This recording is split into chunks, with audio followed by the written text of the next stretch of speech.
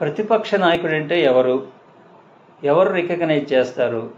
రాజ్యాంగంలో ఉందా? ఏ చట్టం ప్రకారం మరి ప్రతిపక్ష నాయకుడిని నిర్ణయిస్తారు? ఇలాంటి ప్రశ్నల గురించి ఆలోచించినప్పుడు రాజ్యాంగంలో ప్రతిపక్ష నాయకుడు అంటే లీడర్ ఆఫ్ అపోజిషన్ అనే దానికి ఎక్కడ నిర్వచనం చెప్పలేదు.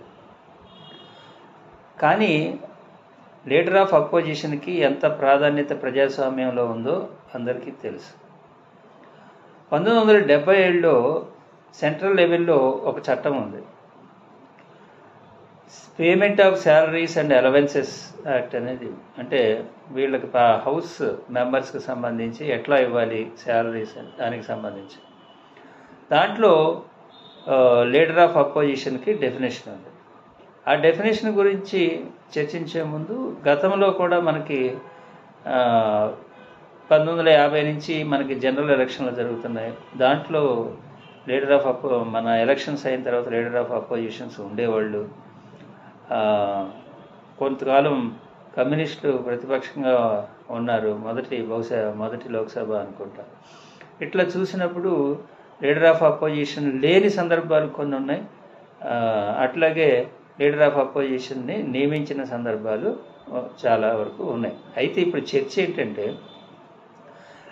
ఒక లీడర్ ఆఫ్ అపోజిషన్ కావాలి ఒక అసెంబ్లీలో కానీ ఒక మన పార్లమెంట్లో కానీ అంటే చట్టం ఏంటి?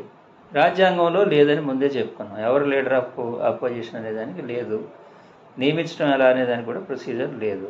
మరి అలాంటప్పుడు ప్రాక్టీస్ ఏంటి అన్నప్పుడు, ఇప్పుడు ఏదైతే 1950లో 10% మొత్తం టోటల్ స్ట్రెంగ్త్లో 10% మెజారిటీ 10% తెచ్చుకున్న వాళ్ళని ఒక లీడర్ ఆఫ్ అపోజిషన్గా గుర్తించడాన్ని ప్రాక్టీస్ అనేది స్టార్ట్ అయింది అని న్యాయ కోవిదులు వాళ్ళు చెప్తున్నారు. అప్పటి వాళ్ళు ఎట్లా స్పీకర్ నిర్ణయిస్తాడు. నార్మల్గా ప్రతిపక్ష నాయకుడిని ఎవరు నిర్ణయిస్తారంటే స్పీకర్ నిర్ణయిస్తారు. ఎందుకంటే సభకు సంబంధించిన హౌస్కు సంబంధించిన విషయం కాబట్టి స్పీకర్కి ఆ శక్తి ఆ కెపాసిటీ ఉన్నది. మరి ఈ 10% అనేది సీట్లు తెచ్చుకోవాలి అనేది మ్యాండేటరీనా ఎక్కడన్నా ఉందా అంటే అట్లా ఏమీ లేదు. ఇప్పుడు మనం డెఫినేషన్కి వస్తే 1977 యాక్ట్లో ఉన్నటువంటి డెఫినేషన్కి వస్తే దాంట్లో ఏం చెప్పారంటే, ఎవరైతే గ్రేటెస్ట్ నెంబర్ ఆఫ్ సీట్స్ తెచ్చుకుంటారో అంటే the party which is in opposition, the first qualification ఏంటి, party should be in opposition and it should have greatest number of parties seats.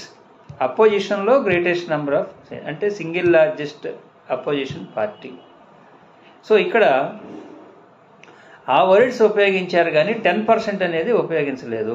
Greatest number, largest number అనే words ఉంది తప్ప 10% అనేది లేదు. కాబట్టి ఇక్కడ క్లారిటీ ఏంటంటే, చాలామంది న్యాయ కోవిదులు చెప్పేది ఏంటంటే, రాజ్యాంగంలో కానీ యాక్ట్స్లో కానీ ఇక్కడ ఎక్కడా కూడా 10% తెచ్చుకుంటేనే ప్రతిపక్ష నాయకుడు అవుతాడనేది లేదు. స్పష్టత ఏంటంటే సింగిల్ లార్జెస్ట్ కానీ గ్రేటెస్ట్ నెంబర్ ఆఫ్ సీట్స్ కానీ తెచ్చుకోవాలి, he should be in opposition అనేది ఉంది తప్ప 10% అనేది మ్యాండేటరీ కాదు. అట్లాగే సెంట్రల్ లెవెల్లో ఏ విధంగా అయితే ఈ అలవెన్సెస్కు సంబంధించి 1977 యాక్ట్ ఉన్నదో, 1953లో ఆంధ్రప్రదేశ్కు ఒక యాక్ట్ ఉంది. ఒక ఆంధ్రప్రదేశ్కే కాదు, ఏ రాష్ట్రాలకు సంబంధించి ఆ రాష్ట్రాలు వాళ్ళకి యాక్ట్స్ని 1985లో జమ్మూ కాశ్మీర్కి ఉంది. ఇట్లా సిమిలర్ టు సెంట్రల్ యాక్ట్ వీళ్ళు ఇప్పుడు 1953 మన యాక్ట్ పేరు ఏంటంటే the payment of allowances and pensions and relating to disqualification of act అని 1953లో ఉంది. AP payment of salaries, pensions and removal of disqualification act 1953 ఇలా ఉంది. సో దీంట్లో కూడా సిమిలర్ టు సెంట్రల్ అంటే సెంట్రల్ డెఫినేషన్ ఏముంది, who is in the time being the leader in that house of the party in opposition to the government having the greatest numerical strength and recognised as such by the speaker అని ఉంది. So ఇక్కడ స్పీకర్కి discretion ఉన్నదా అంటే ఇప్పుడు 53లో కూడా same ఇలాగే ఉన్నది. అంటే ఆంధ్రప్రదేశ్లో కూడా ఇలాగే ఉన్నది. ఇది ఎక్కడ ఉన్నది అంటే 1953 యాక్ట్లో సెక్షన్ 12A ఎక్స్ప్లెనేషన్ ఉంది, దానికి ఇచ్చారు. 12A ఏముంటుందంటే ఈ యాక్టు లీడర్ ఆఫ్ అపోజిషన్ కూడా అప్లికబుల్ అవుద్ది. అట్లా అప్లికబుల్ అయ్యేటప్పుడు ఎవరు లీడర్ ఆఫ్ అపోజిషన్ అనేదానికి ఎక్స్ప్లెనేషన్ ఇస్తారు. ఈ విధంగా అక్కడ యాక్ట్ అవుతుంది. కాబట్టి ఇప్పుడు ప్రతిపక్ష నాయకుడు అవ్వాలి అంటే సింగిల్ లార్జెస్ట్ పార్టీయే తప్ప 10% సీట్లు తెచ్చుకోవాలనేది పాయింట్ కాదు. ఇప్పుడు కాంగ్రెస్కి గత పార్లమెంట్లో 52 మెంబర్స్ వచ్చినప్పుడు ఇదే చర్చ జరిగింది. 52 మెంబర్స్ అంటే 55 మినిమం ఉండాలి, 52 లేదు కాబట్టి రికగ్నైజ్ చేయము అన్నారు. అది కరెక్టా అంటే దాని మీద వచ్చిన విమర్శలు ఏంటంటే అది కరెక్ట్ కాదు. 52 అనేది సింగిల్ లార్జెస్ట్ పార్టీగా ఉన్నది కాబట్టి ఇవ్వాలి అనేది 55 ఉండాలని ఎక్కడా లేదు. దీని మీద ఢిల్లీ హైకోర్టులో కొంతమంది ఎవరో కేసు కూడా వేయటం జరిగింది. కాకపోతే ఢిల్లీ హైకోర్టు డిఫరెంట్ ప్రిటెక్స్ట్లో డిస్మిస్ చేయడం జరిగింది.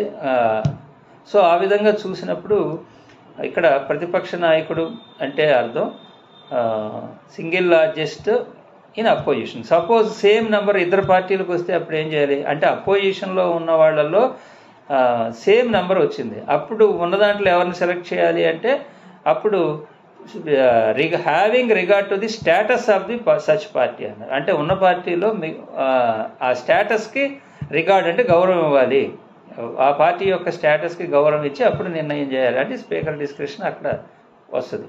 కానీ ప్రతిపక్ష నాయకుడిని నిర్ణయించే దాంట్లో స్పీకర్ డిస్క్రిప్షన్ లేదు. ఇట్ ఈజ్ ఏ స్టాట్యుటరీ చట్టబద్ధమైన డ్యూటీ. అంటే ఎవరైతే సింగిల్ లార్జెస్ట్ వాళ్ళు ఉన్నారో వాళ్ళు అప్లికేషన్ పెట్టుకుని మమ్మల్ని ప్రతిపక్షంగా గుర్తించండి అంటే గుర్తించాలి, ఇట్ ఈజ్ స్టాట్యుటరీ డ్యూటీ అని చెప్పి న్యాయ కోవిదులు చెప్పే విషయం. వాళ్ళు అప్లికేషన్ పెట్టుకోవాలి, స్పీకర్ రికగ్నైజ్ చేయాలి. మరి అసలు ప్రతిపక్ష నాయకుడు లేకపోతే ఏమవుతుంది? అసలు ప్రతిపక్ష నాయకుడికి ఉన్న డ్యూటీస్ ఏంటంటే ప్రతిపక్ష నాయకుడికి జనరల్గా డెమోక్రసీని కాపాడే జనరల్ డ్యూటీస్ ఉంటాయి. అంటే గవర్నమెంట్ని క్వశ్చన్ చేయటం, తప్పు చేస్తే ఫైండ్ అవుట్ చేయటం, వాయిస్ ప్రజల తరపున రేజ్ చేయటం, గవర్నమెంట్ చేసే తప్పు ఏదైనా ఉంటే దాన్ని మీద ప్రొటెస్ట్ చేయటారు, ఇట్లాంటివన్నీ వాళ్ళు ఉండి డెమోక్రసీని సేవ్ చేయడానికి ప్రయత్నం చేస్తారు. అవి కాకుండా ఇప్పుడు మీరు కొన్ని చట్టాలు ఉంటాయి, మానవ హక్కుల చట్టం, సమాచార హక్కు చట్టం, లేకపోతే సెంట్రల్ విజిలెన్స్ కమిషను, ఇట్లాంటి వాళ్ళని నియమించాలంటే ప్రతిపక్ష నాయకుడు కూడా ఒక సెర్చ్ కమిటీ ఉంటుంది, ఆ సెర్చ్ కమిటీలో ప్రతిపక్ష నాయకుడు కూడా వాళ్ళు ఉండాలి.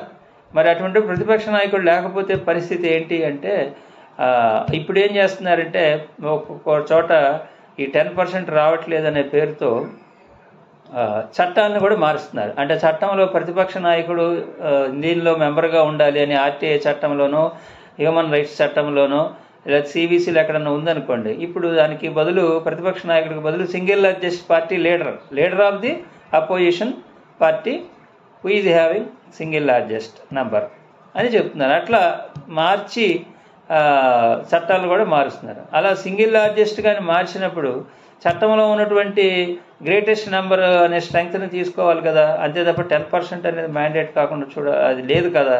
ఇట్స్ ఓన్లీ ప్రాక్టీస్, ఒకసారి 2 సార్లు తీసుకున్నట్టున్నారు. అలా కాకుండా కూడా చాలా చోట్ల ఇప్పుడు ఉదాహరణకి ఢిల్లీ అసెంబ్లీ తీసుకుంటే అక్కడ 70 సీట్లు ఉంటాయి. ఆ 70 సీట్లు ఉంటే 3 సీట్లు ఉన్నటువంటి బీజేపీని ప్రతిపక్ష పార్టీగా అక్కడ స్పీకర్ గుర్తించడం జరిగింది. సో ఆ విధంగా మరి 70 అంటే కనీసం 7 ఉండాలి కదా, కానీ 3 ఉన్నాయి. 10% అనేది మ్యాండేట్ కాదు, అపోజిషన్లో ఉన్న సింగిల్ లార్జెస్ట్ పార్టీ అనేది మ్యాండేటు అనేది ఇక్కడ పాయింట్. సో అసలు ప్రతిపక్ష పార్టీ లేకపోవడం అనేది ప్రజాస్వామ్యానికి మంచిది కాదు. ఇక్కడ ఆంధ్రప్రదేశ్ పరిస్థితికి వస్తే ప్రతిపక్షం లేని పరిస్థితి అంటే బలహీనంగా ఉన్న పరిస్థితి, కానీ లేకపోతే ఇట్లా ఇప్పటివరకు అంటే నిన్నే ఇవాళ శాసనసభ వచ్చింది కాబట్టి ప్రతిపక్షాన్ని ఏం చేస్తారనేది మనం వేచి చూడాలి. ఒకవేళ ప్రతిపక్షం బలహీనంగా ఉన్నా, ఒకవేళ ఎవరు గుర్తించకపోయినా, అలాంటి పరిస్థితుల్లో ఎవరు ప్రతిపక్షం అవుతారంటే ఎవరైతే హక్కుల గురించి చూస్తారో హక్కుల సంస్థలు కానివ్వండి, చట్టబద్ధమైన కమిషన్స్ ఉన్నాయి. AC commission, BC commission, Safai Karmachari commission, minorities commission, ఇట్లా మానవ హక్కుల కమిషన్, ఏవైతే హక్కుల సంస్థలు ఉన్నాయో వాటిని యాక్టివేట్ చేసుకుని సివిల్ సొసైటీ, మేజర్గా లాయర్సు, వీళ్ళు హక్కుల గురించి పోట్లాడే అనేక సంస్థలు, ఇంటెలిజెన్సు, సివిల్ సొసైటీ మేధావులు, వీళ్ళందరూ కలిపి ప్రతిపక్షంగా మారుతారు.